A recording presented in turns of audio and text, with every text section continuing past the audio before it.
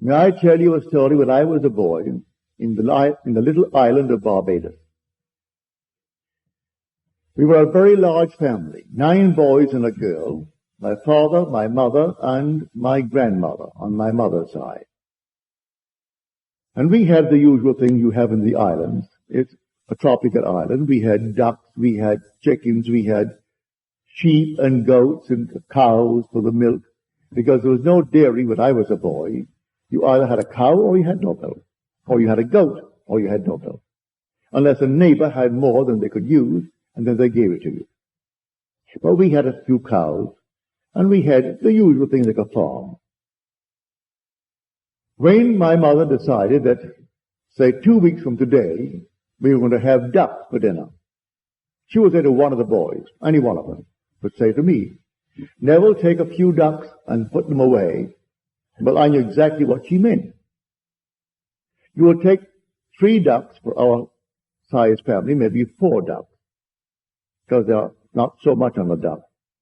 But you will take the ducks, and you put them into a pen by themselves, away from the other ducks. Because the normal run of ducks, we fed fish. Fish was plentiful and cheap.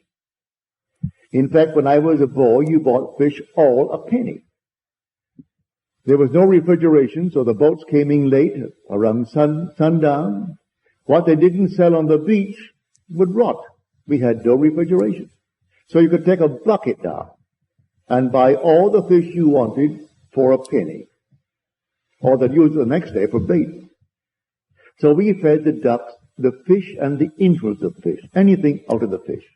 Well, they thrived on it. They got good and fat, but they tasted just like fish. They fed on fish, and they became fish. Mother said, we want ducks. All right, so you took 4 ducks, and you put them away. And then for the next 2 weeks, for in 10 days, they will completely change the odor of that flesh if you were consistent in the change of feed. And you put the sour milk, corn, wheat, anything you had, but not fish. You couldn't just give them this during the day, and because fish was cheap, give them a little fish at night. You couldn't mix up the diet. So for the next 2 weeks, you gave them that changed diet. May I tell you, if you didn't, what happened? We couldn't have ducks for dinner. If I made the mistake, my mother said to me, I want ducks in 2 weeks, and I didn't obey her order.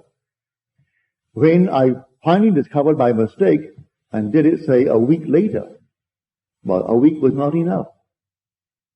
So I didn't want to confess my mistake, but the oven confessed it. And so the heads were chopped off and the ducks were all plucked and prepared. And then all of a sudden, all over the neighborhood, they got us having fish for Sunday. Because you couldn't eat it. The thing is, it was a duck. It looks like a duck. It is a duck, but it tasted like a fish. For it fed upon fish for the 2 weeks. Or rather, at least 1 week. It took 10 days to convert the flesh from the fish where it normally fed because it was cheap into the wheat or the corn or the milk. That was a lesson I learned.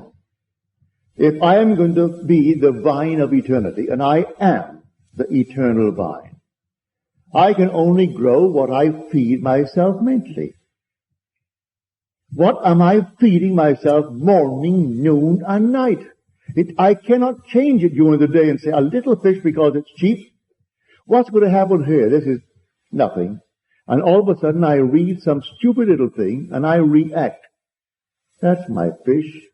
And I want a bird that really is milk-fed. I've got to actually put myself on a diet, a mental diet, and stick to it. And then I will bear the fruit of that changed diet.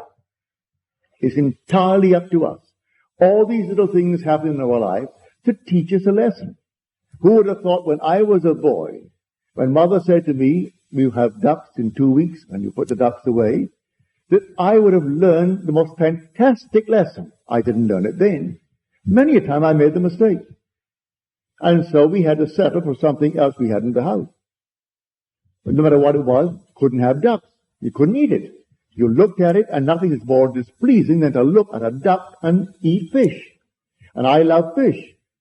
But let it look like a fish. But don't look like a duck, and I'm eating fish. Well, that is man's being. I am the vine of eternity. And you say within yourself, I am the true vine, and my Father is the vine dresser. Every branch in me that bears no fruit, he takes away.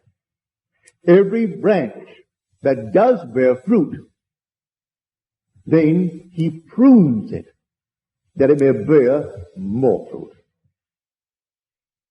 Now, if I am that vine, and my imagination is the eternal vine of the world, then I should do something about it. And morning, noon, and night, every moment of time, even in my dream, I prune it. Even in the dream, you get to the point, you simply start pruning, and you prune and prune. This is not bearing properly, or this is a dead wood, and you take it away.